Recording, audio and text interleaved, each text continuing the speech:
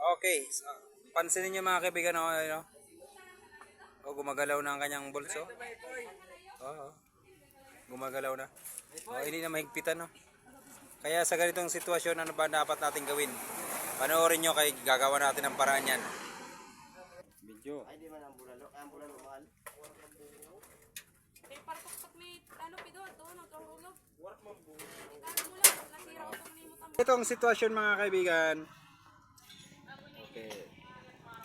Sa ganitong sitwasyon, maggupit lang kayo ng hero, ganito lang kalaki. Tapos ilagay nyo dyan sa ilalim mo. Yun, nakabao na. Pakabao na, ilagay natin ito. Sandali, stop. Para hanap pa ako sa yung shop sa tornilyo para manggalit na. Waras na. May paraan manggalit para